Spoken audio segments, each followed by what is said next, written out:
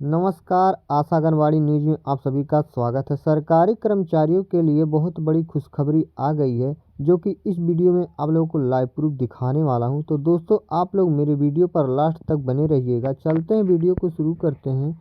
यहां पर आप लोग देख सकते हैं, अगर देश भर के लाखों सरकारी कर्मचारी इस समय एक ही उम्मीद लगाए बैठे हैं कि अब सरकार जल्द ही 8वां वेतन आयोग लागू करे। 7वां वेतन आयोग साल 2016 से लागू हुआ था और अब लगभग 9 साल बीत चुके हैं। महंगाई के इस दौर में हर कर्मचारी चाहता है कि उसकी तनख्वाह फिर से तय की जाए, ताकि बढ़ते खर्च के साथ वह अपना जीवन ठीक ढंग से चला सके। 8वां वेतन आयोग के क्या होता है? देश भर के सभी कर्मचारी सरकार समय समय पर कर्मचारियों के वेतन और भत्तों को समीक्षा करती है। इसी प्रक्रिया को वेतन आयोग कहा जाता है। हर आयोग यह तय करता है कि मौजूदा आर्थिक स्थिति और महंगाई के हिसाब से कर्मचारियों का वेतन कितना बढ़ाया जाए। 7वें वेतन आयोग के बाद अब सभी की नज़रें 8वें आयोग पर हैं। कर्मचारियों का मानना है कि अब नई सिफारिशें आनी चाहिए, ताकि वेतन का ढांचा मौजूदा समय से अनुरूप बनाया जा सके। सरकार की तरफ से अभी कोई आधिकारिक घोषणा नहीं हुई है, लेकिन अगर पिछले पैटर्न को देखा जाए तो हर 10 साल में एक नया आयोग लागू किया जाता है। इस हिसाब से माना जा रहा है कि 8वां वेतन आयोग वर्ष 2026 से लागू हो सकता है। कई कर्मचारी संगठनों ने यह भी कहा है कि इसकी घोषणा वर्ष 2025 के अंत तक कर दी जानी चाहिए, ताकि रिपोर्टर और सिफारिशें समय पर तैयार हो सकें। अगर यह आयोग लागू होता है तो सबसे बड़ा बदलाव मूल वेतन में देखने को मिलेगा। 7वें आयोग में फिटमेंट फैक्टर को 0.57 रखा गया था। इस बार उम्मीद है कि यह 3.67 या उससे अधिक तक बढ़ाया जा सकता है। अगर ऐसा होता है तो कर्मचारियों के वेतन में 30 से 35% तक की बढ़ोतरी संभव है।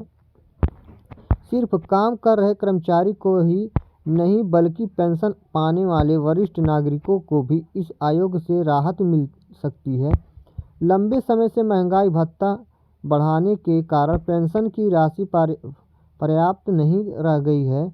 इसलिए यह आयोग पेंशन में वृद्धि और चिकित्सा भत्ते में सुधार जैसी सिफारिशें भी कर सकता है।